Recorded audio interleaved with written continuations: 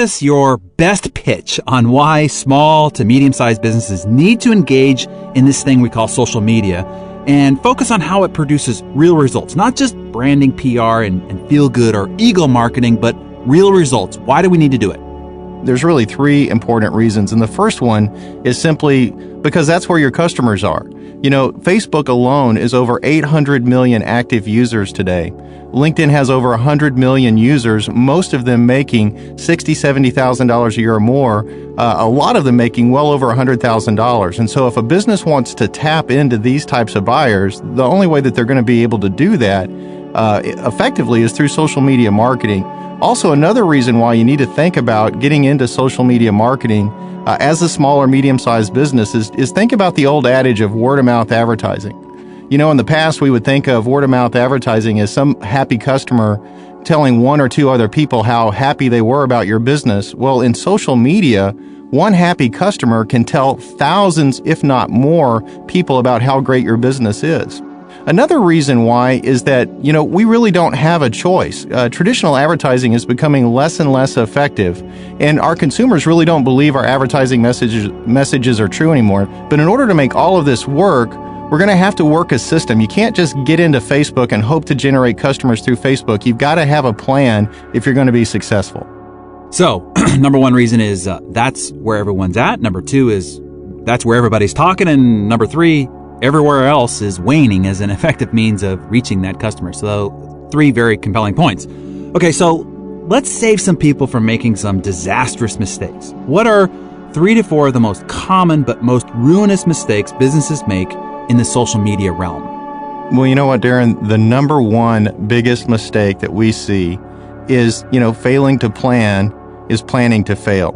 So many businesses jump into social media without giving any thought into what are they trying to accomplish. They begin by just jumping into engagement. They really need to take a step back and identify, define, and document what does winning look like for their business and how can they help their target audience and where does their target audience like to hang out. And so once you figure that out, now you're in a better position to be successful in social media. So that's the biggest one. The one right behind that is they give up too early. One of the challenges in social media is that it isn't a quick overnight fix. I think a lot of people think because social media is growing as fast as it is, that I can literally just light up a Facebook page or get active on Twitter and immediately I'm going to get instantaneous results. And that's just simply not the case. When you start a social media endeavor or campaign, your community is at zero. You have no community. You have no eyeballs yet. And so you have to spend, 4 to 6 months really building up that community before you can monetize that community. I think this idea of social media can be really overwhelming to the entrepreneur, to the small business owner, because there's a million opinions out there and there's certainly a lot of hype out there. So I just want you to drill it down for those listening. Where does a business get started? Separate out what's really useful to do, those things that will actually move the revenue, customer acquisition, customer retention, and customer advocacy upward, meaning referrals, and what is just a waste of time and distracting. So, Darren, the thing that we have to do is really begin to determine what I call social media currency. Basically what I mean by that, Darren, is what are we going to give away in order to get our customers to connect with us? Leading with value is really the way that social media works, and the value that we're going to lead with is this social media currency, something that our customers don't have that we can make available that would help them make informed buying decisions while they're trying to formulate and make good purchasing decisions. An example of social media currency would be knowledge. You obviously, as a small business owner, you have some information that would really be useful to your potential customer when they're in that buying process. And if you can share a little bit of that knowledge and help them make these informed buying decisions, you'll get customers coming to you in droves. Another thing that we need to do is really determine what we want them to do next. So in other words, if we're going to build a strategy that's going to generate results, we need to be intentional about that next step. What do we do after somebody engages with us in social media, or what do we want them to do? And usually that needs to be more than one thing. So do we want them to walk into our store? Do we want them to pick up the phone and call and schedule an appointment? Do we want them to fill out a form? And we just need to figure those things out in advance and make sure that we're presenting opportunities for our customers or potential customers that come to us through social media to do those things. The next thing we need to do is have a content plan that focuses on answering the questions that our potential customers are out there researching in the first place. We need to begin by understanding what are those key questions that our customers are looking to get answered, and let's answer them with our content, and that's really where a good content strategy comes into play. Then you need to build a blog. So you've got to have a place for all this content to exist. And that's a key secret to success, is that your blog is really going to host all that great, valuable information, and you're going to promote that content out in social media, but then drop links back to your blog as you're promoting that content and draw people into an environment that you own and control. So, Paul, let me see if I can summarize this for our listeners. It sounds like you gave us a 5.5-point plan. So 1 is, who's your customer, identifying them first in advance. 2, how they're interacting or using social media themselves. 3, where they're hanging out so that you can reach them. And then 4 is, what can you give away? What value can you contribute? And you gave a variety of things that would help people in that regard. And then number 5 is, what do you want them to do next? What's the action you're ultimately driving to get this community to do? And then the half of the 5.5-point plan is anticipating what ongoing answers you could provide to questions or problems this community is out there searching for, so that you can become a long-term trusted advisor to this particular community. So great advice there. Now, I know that you have a social media training university, Paul, and there's where you teach what you call your 5 steps to success. And this is kind of the execution items of running and managing a social media campaign. So walk us through the different parts of that 5 steps to success briefly, and then give us a quick highlight. Okay, one of the key things, Darren, that we try to accomplish is coming up with some fundamental actions that individuals need to do day in and day out, regardless of what social media platform that we're talking about, to ensure that they were doing best practices. So the first one is just listening. So the first step we want to do is just listen to the conversations that are going on in social media. The good news is there's a lot of conversations going on that we can see. The bad news is there's a lot of conversations going on that we can see. And so we really want to find those really good conversations where it's my customer asking for help so that I can reach out to them and help them. And that's where understanding your key phrases really come into play. We need to know when my customer is looking for help, what are those words that they might tweet about or mention in Facebook or even search at a site like Google. And that's really what listening is. The next thing we need to do after we've been listening for a while is move into building community. And building community is simply getting people to friend, follow, and like your business. Right after building community, we want to start broadcasting, which is simply just talking to our customers in social media and our potential customers. The next step, though, is really content. So if broadcasting is our lure, if you will, to get people to go somewhere, content answers the question, why are they going there in the first place? And this is where we really do a good job of leading with value and educating our customer on how to make informed buying decisions and giving them remarkable content that they're going to want to read and share.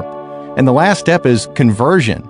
Our ultimate goal has got to be to give our buyers an opportunity to raise their hand and ask for help, or ask for additional information, or to talk to a sales rep or request a quote. And so we have to be intentional in making sure that we've given our customers lots of opportunities through calls to action, etc., to do those things. And that's how we work through the system, regardless of platform, to generate good results.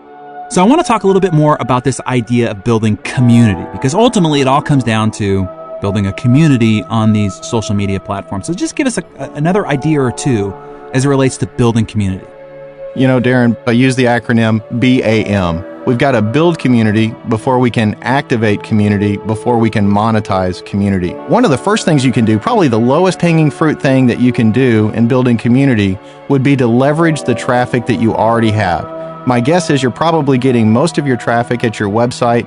If you have a blog, you're probably getting some traffic there too.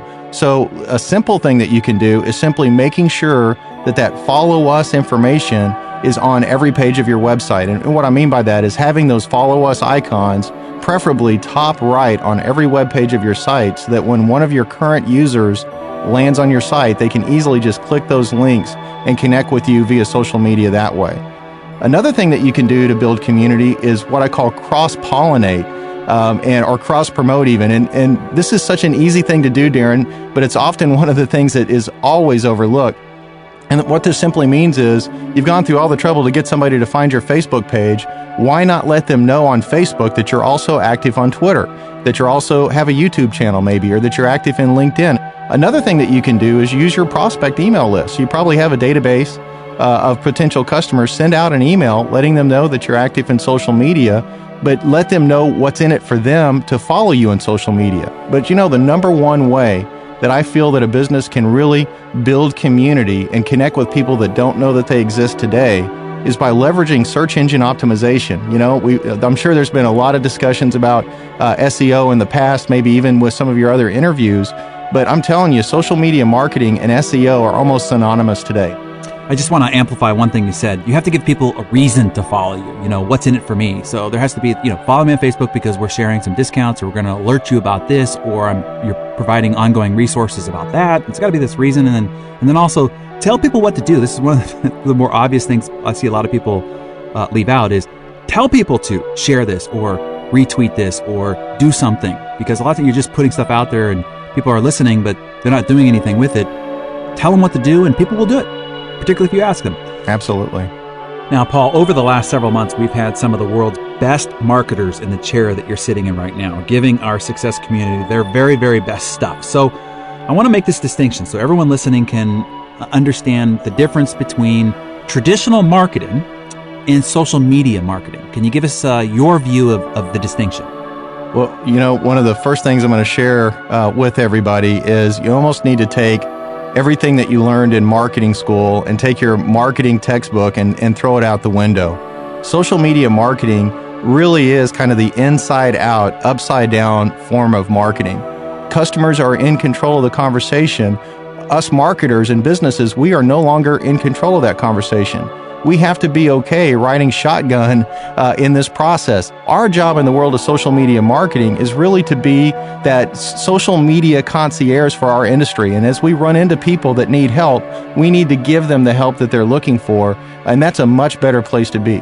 We can't go around pushing our wares. We've got to go around helping folks. And that's really going to be the key to our success. Now, Paul, there are a lot of options out there in terms of platforms to use. Tell us the most important platforms to focus our efforts on. Well, the number one platform I'm going to share with you is one that you probably aren't even thinking about right now, and that is your blog. Really, all roads should point to your blog. There's several reasons why you want your blog to be kind of central command in this process. The first one is, if you think about shelf life, what do you think the shelf life of a tweet is, or the shelf life of a post on Facebook? You're lucky if the shelf life of that marketing piece of content that you create, either on Twitter or Facebook or even LinkedIn, is a day. I mean, that's as much shelf life as you should expect.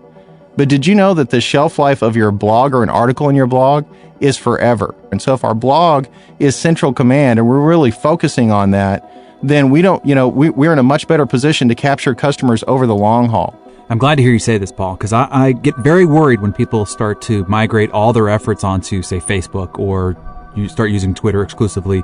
The biggest reason, in my opinion, is you don't own the database of your followers on Facebook or Twitter. On your blog, you do. You have the database of those people that are connected to your email feed on your blog.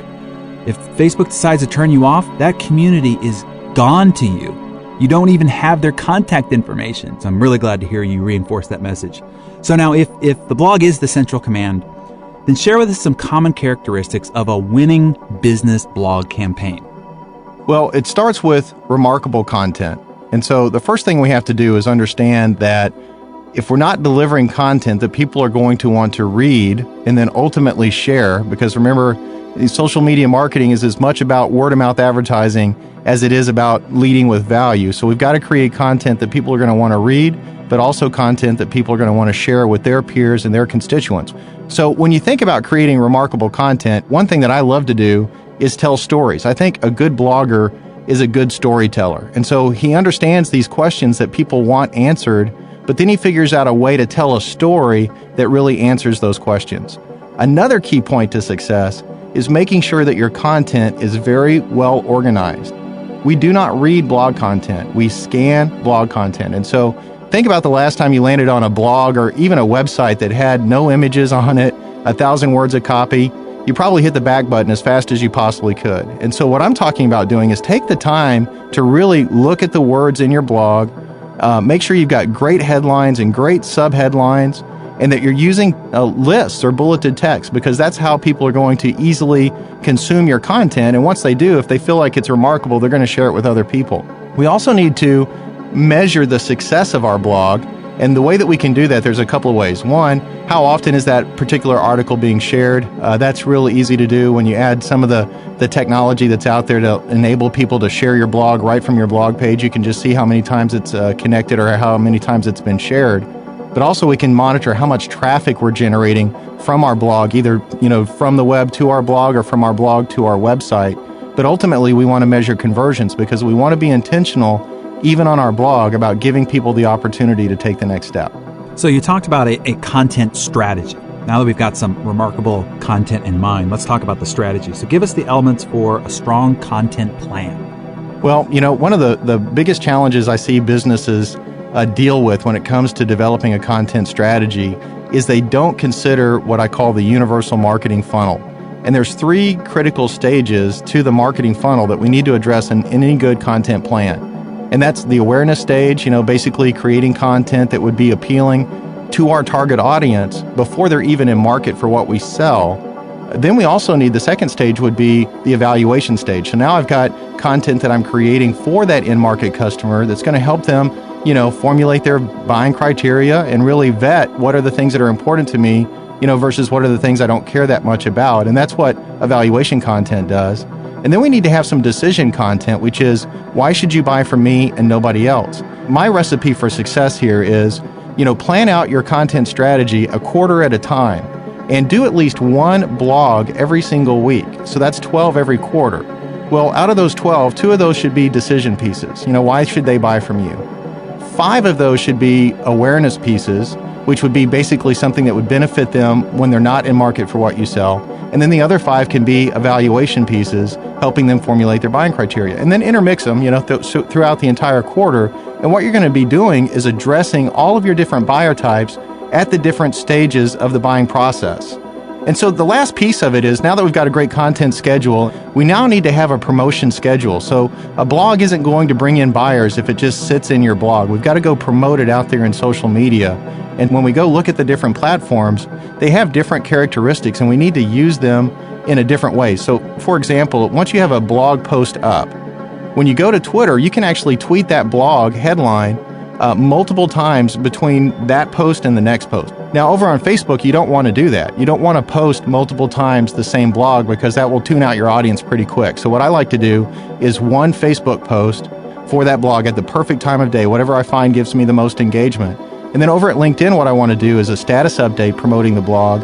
But then I want to go out to the groups that I'm a part of and start a discussion in those LinkedIn groups with the blog, hopefully drawing traffic back into my blog. And so if you'll follow that approach and making sure you're hitting the different stages of the buying funnel, putting together really awesome headlines, and then promoting it appropriately in the social media environments, you're going to have a good successful content strategy. So now, Paul, all this information and these techniques are great, but ultimately we need to, convert, move the needle, so to speak. So I want to talk about the last part of your 5 steps to success a little bit more. So we have content, we have an active community. Explain how we convert all of this into sales. How do we take it to the bank, so to speak? Well, Darren, we can't come across as used car salesmen. We've already established that doesn't work in social media. But that doesn't mean that we can't be intentional about making sure that everywhere a customer engages with us, or a potential customer engages with us, that we're giving them an opportunity to take the next step. A key part of that is remembering what I call the 90-10 rule. And this is especially true as we're dealing with the social media platforms like Twitter and Facebook. 90% of what we broadcast out there or publish out there has to be useful and meaningful and beneficial to them. And if 90% of our posts are that way, then 10% of the time we can be promotional in what we put out there. And so we can drop a link to a special offer. We can drop a link to a coupon. You also need to understand that there's 2 types of buyers. There's the now buyer, somebody that has a need and has a budget and wants to move now. And you have the future buyer, somebody that's a dreamer, maybe living with a problem, trying to research how to solve that problem. When we're putting together a conversion strategy in social media, we really need to address both buyer types. And I'll tell you that the best buyer in social media is not the now buyer, the person with the budget and the need. Because typically by the time they find you, they've already formulated their criteria. Their buying criteria is a little set at that point. And if you don't match up to their buying criteria perfectly, then your conversions are going to suffer. But if you focus on that future buyer, that dreamer that's out there living with a problem or hoping to get that new home or whatever that thing is that they want to accomplish in their life at some point, and you give them information to help formulate or sell that story in their mind, then you're going to help kind of get them lined up with your, unique selling proposition. And the more they line up with your unique selling proposition, when they become a now buyer, you're in a much better position to get them to say yes to you. You also have to think about active versus passive call to action. And I would submit to you that you need to use both. Passive call to action works regardless of how they got to you. So if they land on your blog because you attracted them with this really killer headline that you promoted in Twitter, you can always use passive call to action, which is basically making sure that your contact information is very clear and prominent everywhere, so that as they land on that blog, you're not saying buy from me, but you've got your 800 number right there with a little call to action that says, operator standing by or get your questions answered now. That's passive call to action. Active call to action is great for decision and evaluation content when you're kind of already starting to pitch your unique selling proposition. Give them a reason to take the next step. Darren, you said it a little bit earlier. We have to tell people what to do next. The last key to conversion is making sure that we've got multiple conversion elements on not only our website, but also on our blog. And so, our phone number's there, but maybe we have a button that says, download our white paper, or maybe you've got, you're promoting an upcoming event. So make sure you've got multiple ways for people to engage with you and take it to the next level. So one final question for you today, Paul. Social media, as people have probably gathered even from this interview, can be quite the mental overload. So keep us from being overwhelmed and give us just the 2 steps that we need to start in order to get effectively going down the road to leveraging social media in our marketing efforts today. Give us 1 or 2 quick of the best ideas to get us started. Well, the first thing that I would recommend is just take a deep breath.